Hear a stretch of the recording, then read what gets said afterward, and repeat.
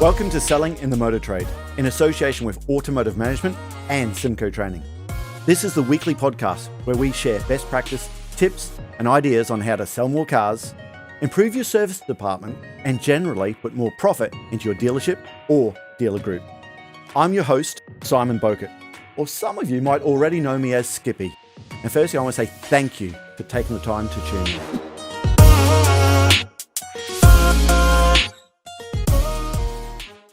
We did meet at one of the NADA conferences. I don't know which one. I'm a sucker for it. 23 now I've been to. I'm sure you've been to more than that as well every year there. And I just love it. I love going out there and seeing there. But there's something you said before that I've been thinking for a long time. The used car market in the UK is, I think, one of the best in the world. And that's no disrespect to people in other countries listening to this, but it is so more advanced, even than what I see in the States. Now, Tommy Gibbs, I love his message. Dan Pollock, I think they're right, but I don't know how much of that happens in main dealers in the States. Do you get the same impression out there? Oh, I loved going to NADA and going out there. And the theory that they taught, it's dampened down a little bit now, but the theory that they taught in the workshops was, in my opinion, industry leading. Mm-hmm. Yep. Their execution locally didn't apply it because the businesses in the States have historically always been so new car sold from stock. But really, after sales focused. The after sales engines are amazing. It's helped by the fact they've got the entire continent convinced that they need to take the car in for an oil change every 6,000 miles. So you see the customer every 5 minutes. Yeah. When I went over to Canada, bought myself a VW Golf for traveling up to the hills and that sort of stuff. And the dealer's there going, brand new Golf. And he's there going, well, okay, you need to bring it in for an oil change. It's done 6,000 miles. It's like, why? Are you using oil that is that inferior to the oil that's used elsewhere in the world, such that it's only going to last me 6,000 miles? But anyway, so the US dealers have always been brilliant at the sort of the profitability out of after sales and smash it out. Just cut in there, but there's one thing. The last conference I was at, there was a lovely lady convincing us to sell their engine flush products or something like that to the European market. Okay, and she said, let's take your car for example. How often do you change the oil in it? I said, well, when the computer tells me to change it. Okay, it's variable servicing. And she looked at me like, you what? Well, you shouldn't do that. You're going to wreck your engine. I said, it won't. Trust me, it won't. But they have a whole country believing you have to change it so regularly. Brilliant. Absolutely brilliant. Sorry to cut you off, but that whole country believes it.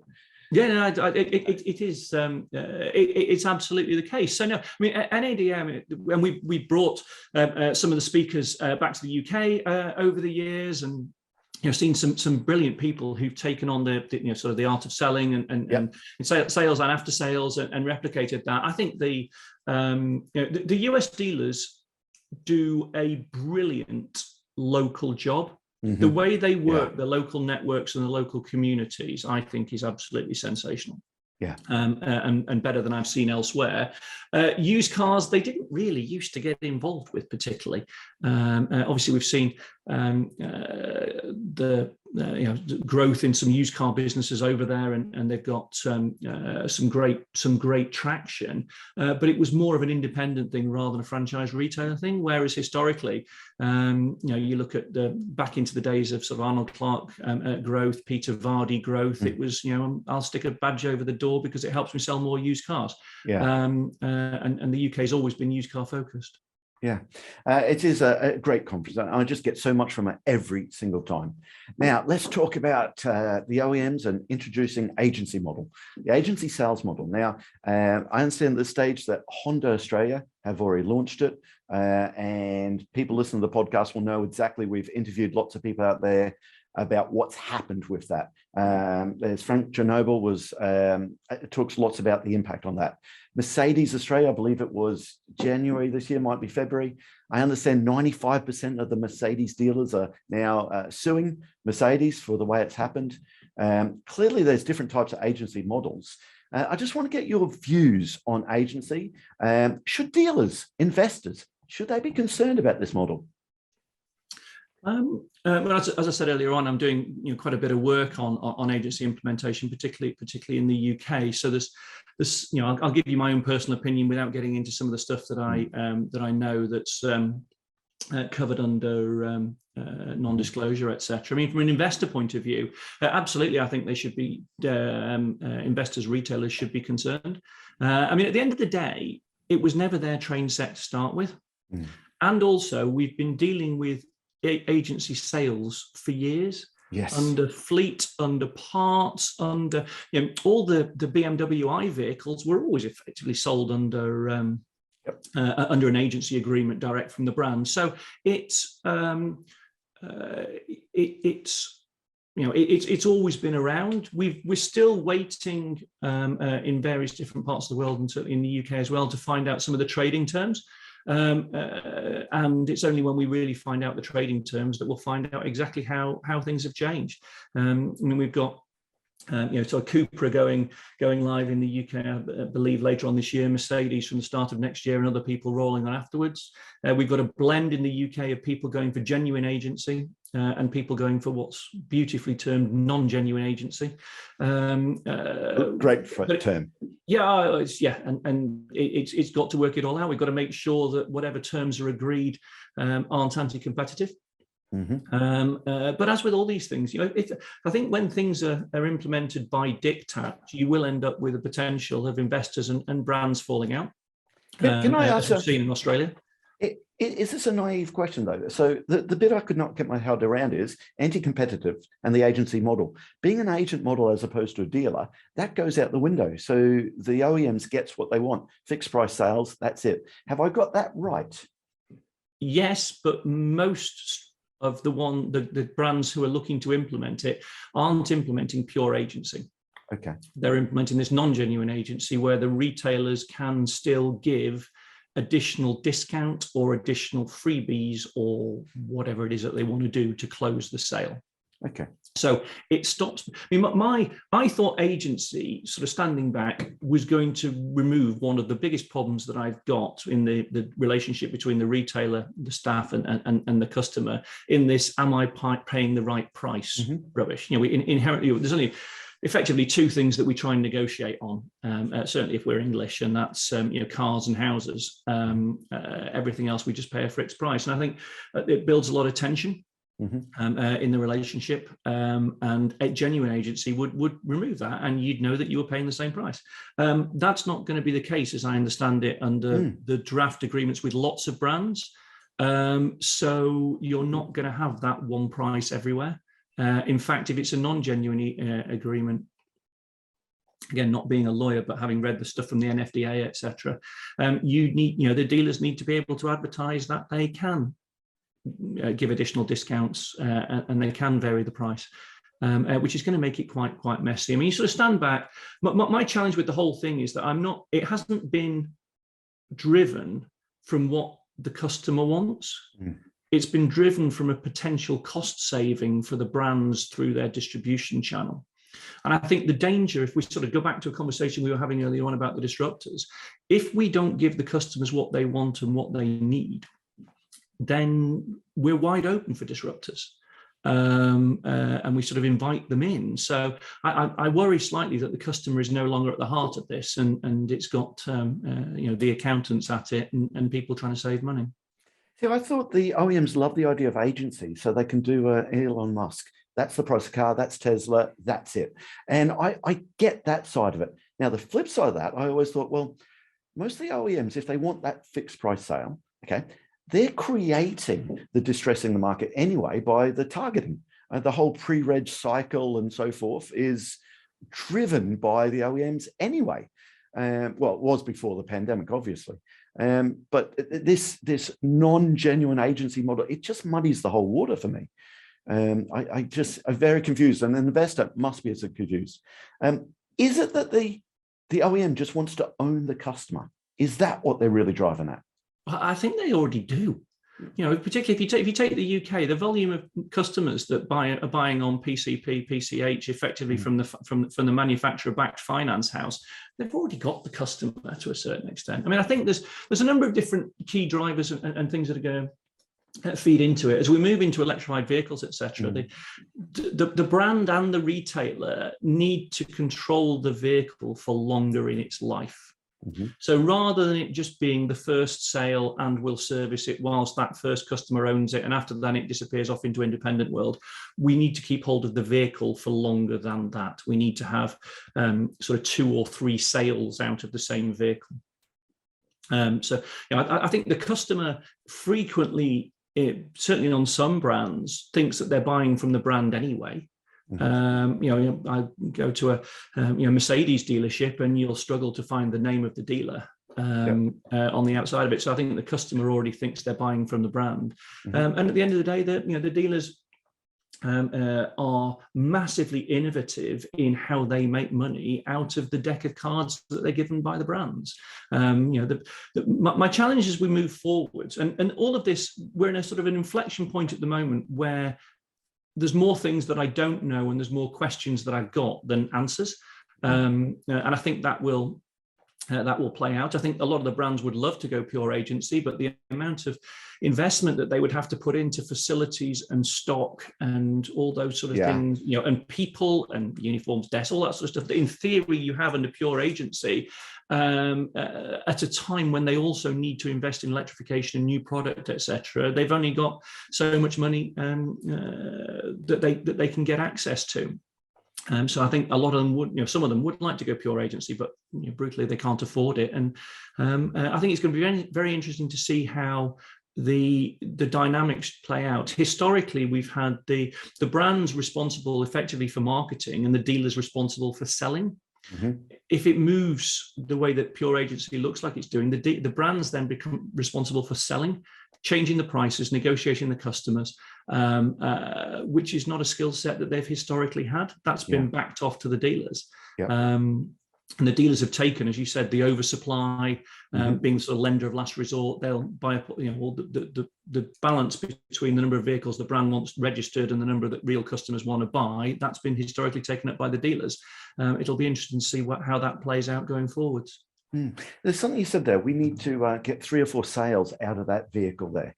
And with EVs, are you alluding to subscription? I want to talk about EVs and the impact it's going to have on the investor, but how is subscription going to play out with all of this as well? We've already got some pretty successful subscriptions businesses out there, but they are quite small.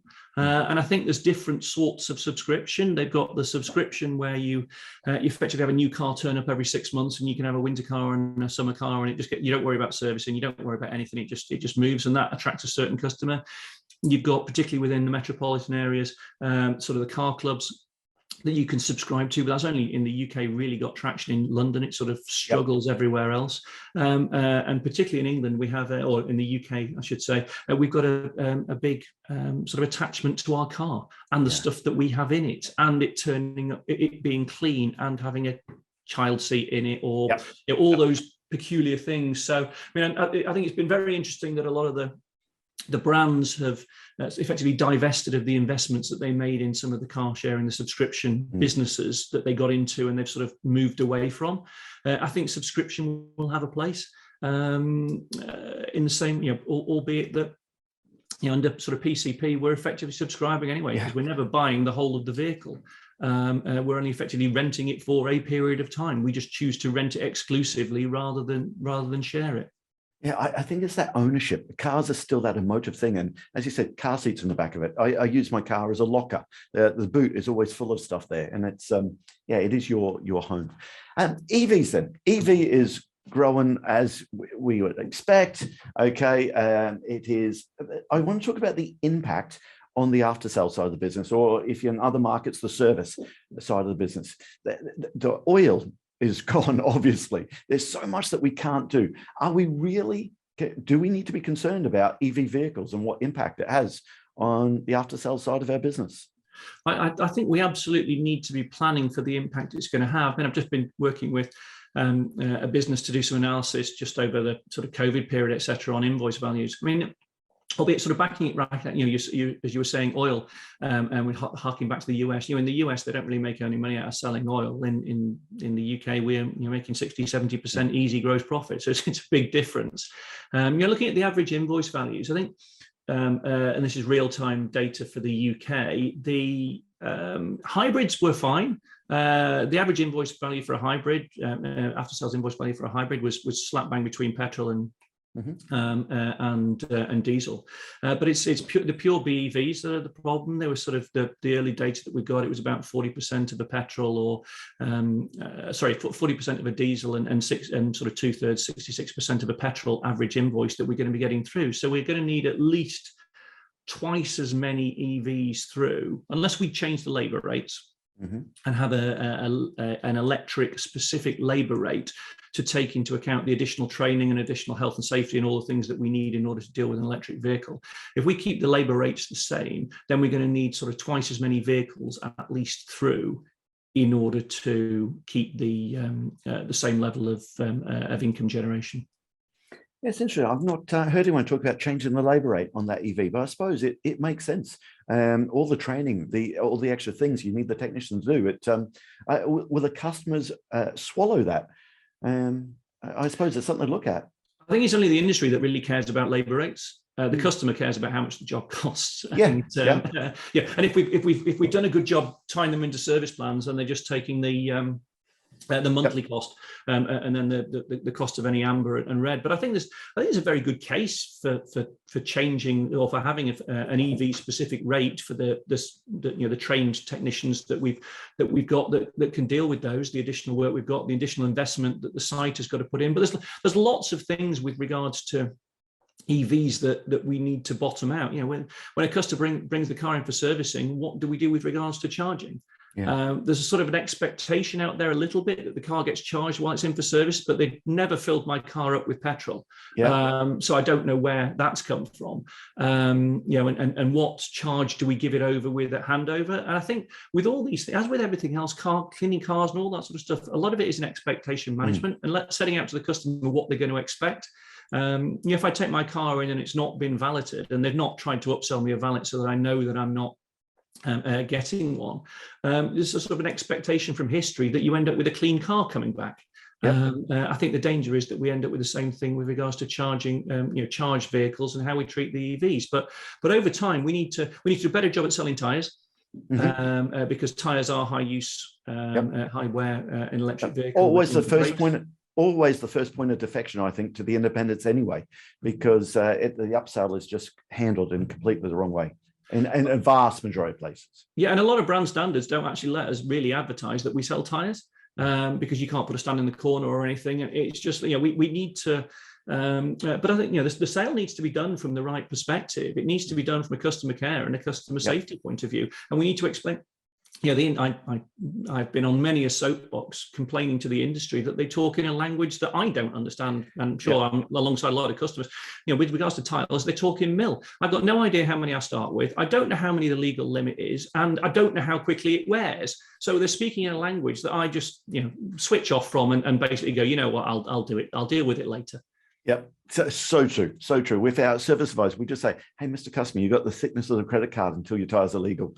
Someone can understand that, okay? And that's at 3 mils. The customer doesn't know 3 mils and 1.6 and whatever it is. It's just thickness of a credit card. You're so right on that. Simple little things too. But thickness of a credit card, and based on your previous driving history, you're going to wear that out within a month and a half. So do you want to come back in a month and a half, or should we get it done now while you're here? And again, we're going to get on our soapbox now. I mean, my car last week, it's went into a BMW dealership. I won't tell you which one, to get service there. It was just a brake fluid service. The car tells me it's brake fluid. It's done. I promise you, it was 10 days later. It comes up again that I need a inspection service. And it's like, it's so frustrating, because the time to get it back into a dealership, to get a loan car, to do it, why aren't we doing this at the same time? Just the customer's frustration there.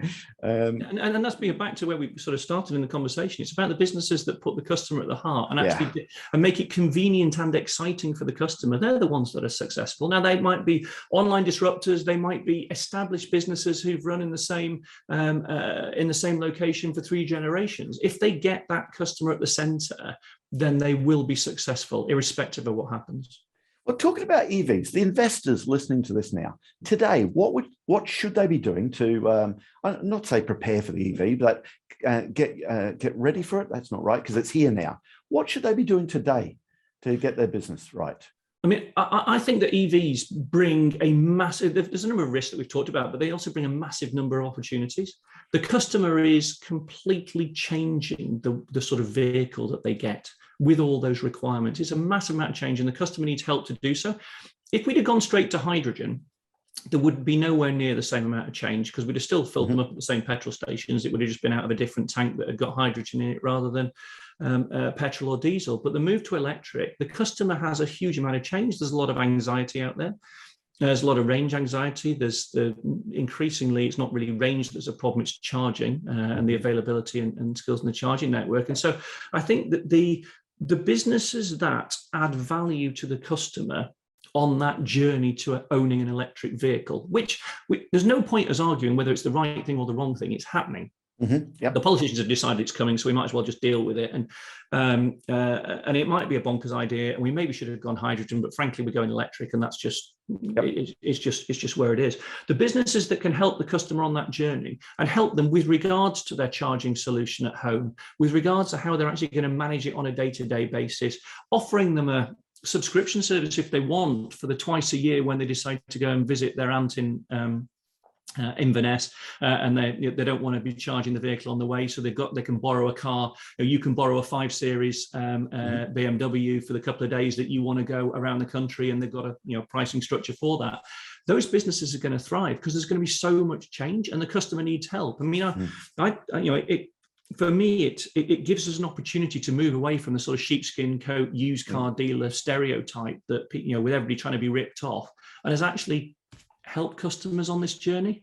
But that's a lot of training. Yeah. It's also potentially a different sort of person working in the business, a lot more sort of product geniuses, product advisors, people who are helping the customer on the journey rather than just people who are purely hunters. Selling. Yeah. And not just the hunters today, now. And also I've seen research, it was in a guide somewhere there, the time people are taking on the EV decision, as you would expect, is longer because there's a lot more to consider there. And it's the mindset of that salesperson that, well, especially over the last 2 years, selling a used car, you didn't have to be a genius over the last 2 years to sell a used car because you couldn't get the supply of it. That's not what the EV customer needs. They need more time to ask all the questions there. So talking about this then, more in the short term, we know that semiconductors crisis, there's global production of new cars is down. I didn't know that wiring looms were made in Ukraine until 6 or 8 weeks ago, something like that, never even thought about it. So clearly there's an impact on new cars still. I just want to get your views on what's that going to have the impact going down the track for used cars. If we haven't got new cars to sell today, we haven't got that used car in the future. So used car prices in the UK have been the highest they have forever. Who's ever seen them when they've gone up in the guides? I think they're starting to stabilize now, but a few questions there. What's going to happen to used cars between now and the end of the year? And more importantly, what's the impact when we're not selling new cars now, 2 and 3 years down the track? Yeah, I mean, this is actually sort of back into my university days and into economics, and was very simply into demand and supply, and there's just no supply. Now, we have the record prices have been bolstered by a strong level of demand. People had money to spend, but also I think we've reaffirmed the love of the car or the love of personal transportation and the ability to get around yourselves. There's the personal mileage very quickly picked back up as we came out of lockdowns, whereas public transport's taken a lot longer. So I think the demand's been there. As we go through the cost of living challenges that we're having and the inflation challenges that are impacting the globe, I think demand will start to taper off, albeit for a lot of people, a lot of families, a car is a necessity. So you might not be buying the brand new one, albeit, as you said, the price of a chunk of 2-year-old vehicles are higher than the list price of new vehicles, but you just can't get hold of the new one, so it doesn't really work. So I think that there will be there's going to be a slight tapering of demand, which is going to flatten the price increases. I think the other thing that's going to flatten the price increases in interest rates. Whilst we've seen the increase in the price of used vehicles across the piece, we've seen very strong residual values and also low interest rates. That's meant that the monthly payments for customers haven't really changed. I think as we start seeing some people worry about the residuals and the interest rate kicking in, we're going to see the monthly payments move, and people work at a time when people are feeling more hard up. So we might see people looking for older vehicles. Because they still need to be able to get around. They just can't afford the one, a like-for-like replacement. I think it'll be very interesting what happens when we do get over the chip crisis and we get the wiring looms up and running. It was interesting. I've been dipping in and out of the FT summit that's on at the moment that Elon Musk got all the headlines for yesterday, but a lot of the brands were saying that they're doing okay on chips. The Korean brands have always been pretty much okay on chips. It helps if you make them there, but a lot of the brands are getting over the chip issues to a large extent. I was with you. I didn't realize that Ukraine was a specialist in wiring looms. But it obviously is, and that's had an impact. But as we come out of all this, which I'm assuming we will, it'll be interesting to see where the brands go back to and whether they start looking to produce the same number of vehicles as they were doing historically, or whether they quite like this lower volume, higher profit model. From a dealer point of view, that then feeds into lower vehicle parks, and so you're going to see increased consolidation. You're going to see we need fewer outlets, and we need to be selling more to get that throughput back to where we need it to be. Yeah, I just think history repeats itself, and I'd love it to not go back to the days of oversupply and jam it into the dealerships there. But very quickly, I can see that OEMs are going to chase market share, and I fear that very quickly we'll be back to where we were. I mean, we see it already. I've seen a couple of different examples with brands where they. Where you get out at the start of the year, we don't care about league tables. We're just going to do what's right for us, and then they celebrate the Q1 performance. Beating whoever else they were historically rivaled with, and it's just the old habits die hard. They do. So again, you're an investor now, you're a dealer listening to this. What's the thing you'd be focusing on over the next couple of years? What do you put all your energy into in the dealership? My people. Mm-hmm. The training and development and recruitment and the way that I look after my people. What we need out of the people now is not frequently what we recruited them for in the first place. Mm-hmm. It's not their fault that the business models change on them. We need to help them through that transition. We need to make sure we're dealing with the customers correctly, because that will be either the reason why the business succeeds or fails. Will be down to the people. I'd be looking at the structures. I'd be looking at the skills. I'd be taking cost out. I think there's a lot of cost in the business that we've historically had that some businesses have already started taking out. Others, there's still a way to go, because we need to be leaner, which is difficult with regards to some of the facilities. But no, I'd be concentrating on making sure I've got the right people, making sure that we're genuinely listening to the customers, and we're doing a great job giving them what they want, not what we think they want. And also I'd be having a very strong eye on my costs and looking to get more efficient. Mike, I've really enjoyed this conversation, talking about the industry, and like you, I just love it. It's in our blood there. So in wrapping up, this podcast is all about sharing tips and ideas to sell more cars, make more profit. That's what it's all about.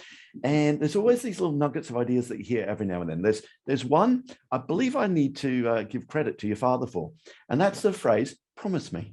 I'm almost certain with him, I heard this little phrase, if someone's not going to get the tires changed, he said, listen, would you do me a favor? Just promise me you get them done by the end of the week. Okay, because with that tread on it, you're doubling your braking distance. And it's just a great little line. So can I ask you, is there any tip, any one idea that you've picked up, any nugget that you'd like to share that might help people? Oh God, there's thousands, and that's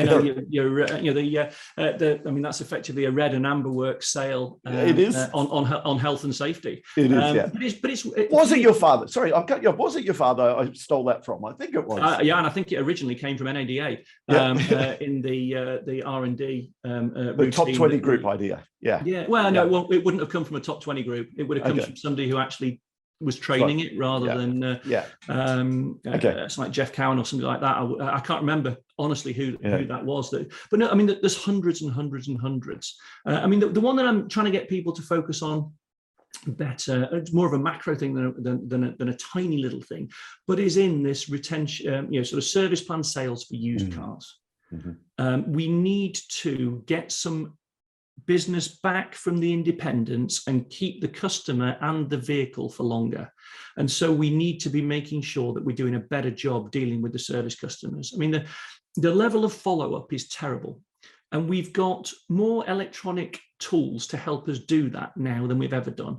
But I still have exactly the same success rate as I used to have when people had got a concertina file. They put invoices in based on what month people needed following up and just phone them up. So for me, I would be using the technology to do it, but just basically, as I said, we didn't need the technology. I just need us to build a relationship with the customer. I need us to build a relationship with the customer, speak to them on a more regular basis about their business, about their personal life. And then we will get more sales of both cars and service out of it, because I think it's still really quite poor. And as you said, the way we're actually looking at each individual customer and going, okay, no, he's got a full service due in 2 weeks. Let's try and drag that forwards. So that would be my focus into selling in after sales. Sales is a dirty word in after sales in the service department. They spend their entire time fighting with each other. So the last thing they want to be taught of is salespeople, but we're protecting the customer's time. We need to be giving them convenient solutions and the right ones for them, not pre-qualifying them, giving them the opportunity to buy. But fundamentally in the used car sales department, make sure we're selling service plans. Perfect. Listen, Mike, thank you very, very much. Listen, how do people get hold of you? And what's the easiest way for them to get hold of you? Either through the likes of LinkedIn or Twitter, or my emails, mike@ftholdings.co.uk. Anybody's always willing to contact me, and I'll come back to you. I love the industry. I find it fascinating. Listen, that's so evident speaking to you. Your passion for it is still there after all these years. So thank you very much. I really appreciate your time. No, thank you very much. That just leaves me to say that all details of this episode and other episodes on the selling in the motor trade can be found on our website, simcotraining.co.uk. Go there to get a copy of our book, Words That Sell Cars. Go there to sign up to a free trial of our Sales Fitness online sales training program. Easiest way to get hold of me is Simon Bowkett through LinkedIn. Thank you.